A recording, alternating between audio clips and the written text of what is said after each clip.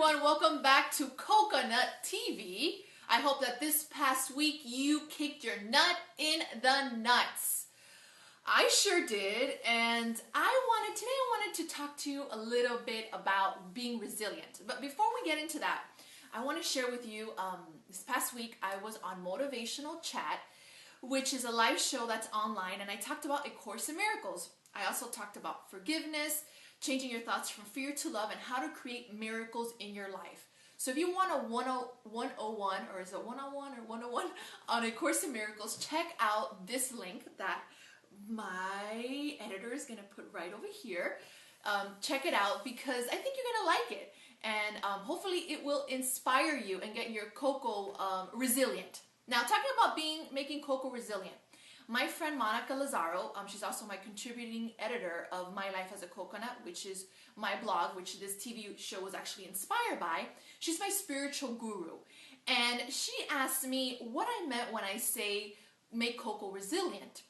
And for her to be asking me that is a big deal, because if she's asking me that means other people are probably asking themselves the same question when I say that.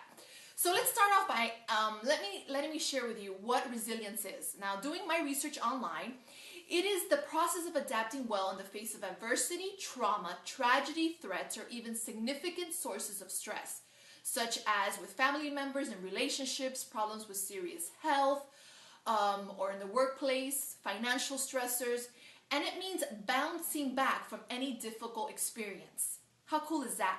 Bouncing back from any difficult experience. Because how many of us have had difficult experiences? I have. And I'm sure you have. We all do. We all go through difficult things. But being resilient is bouncing back.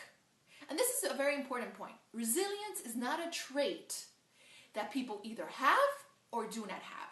It involves behaviors, thoughts, and actions that can be learned and developed by anyone.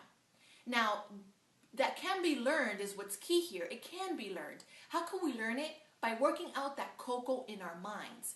By putting things into place that work for us. For instance, A Course in Miracles works for me. That helps me become resilient. You go ahead and find out what works for you. Meditation, prayer, etc. What calls you? And I want to share with you a story about being resilient. For example, I used to work for WWF, which is now WWE, World Wrestling Entertainment. And I was their host for the Spanish network. It was called Los Super Astros. You could check it out. It's called Los Super Astros. It was on Univision. And I had to host live, literally go down the Jumbotron, you know, the ramp that goes down, and go interview one of the wrestlers. And I had to do it in front of, I think it was maybe over 20,000 people were there. And I was so nervous because they were trying me out. They were giving me a 2-week tryout on how I would do this job. And I had an IFB in my ear, and the director was telling me I had to come out right, and then they would offer me the contract for the rest of the season. So can you imagine my nerves? I had to go down, perform in front of 20,000 people, live in one shot. It's not that I could do a retake. I had to come out perfect at that moment. And I was so nervous. I didn't even know what I was going to do with myself. But even though I was nervous, I felt the fear and did it anyways. The director said, "Go, Maria, action." I went down that ramp. I went to interview the wrestler. I went to interview the other wrestler, and I went up, and I had this exhilarating feeling of like, oh my God, I can't believe I just did this.